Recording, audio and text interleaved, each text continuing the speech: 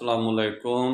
اس وقت پوری دنیا میں قرآن عظیم ایسی کتاب ہے کہ جو پوری دنیا میں سب سے زیادہ پڑھی جانے والی کتاب ہے۔ پوری دنیا میں اتنی زیادہ کتابیں ہیں، اتنی زیادہ فیکلٹیز ہیں، اتنے زیادہ شعبے ہیں، اتنی زیادہ نالج اویئرنیس ہے، لیکن کتاب کے لحاظ سے سب سے زیادہ پڑھی جانے والی کتاب وہی فقرؤ ما تیسر منہ، اتنا پڑھو جتنا آسانی سے پڑھ سکو، تو وہ قرآن پاک ہی ہے۔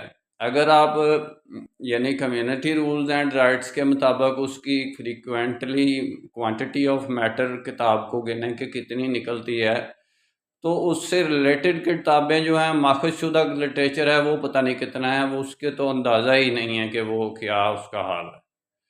یعنی کہ صرف قرآن کی بات کر رہا ہوں کہ قرآن کا یہ سب سے بڑا معجزہ ہے کہ اس وقت پوری دنیا میں دھڑلے سے پڑھا جا رہا ہے، امام ہے، ساری دنیا کو یہ پتہ بھی ہے کہ اس کے اندر حقیقت ہے، گراؤنڈ ریالٹیز ہیں، سچائی ہے، اس پر ہم چل سکتے ہیں لیکن چل نہیں سکتے۔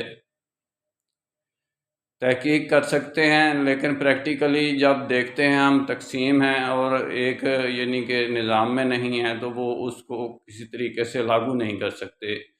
قرآن ایک سب سے زیادہ پڑھی جانے والی کتاب اور سب سے کم عمل کیے جانے والی کتاب ہے، یعنی کہ اس کو سب سے زیادہ پوری دنیا میں پڑھا جاتا ہے اور سب سے کم اس پر عمل کیا جاتا ہے۔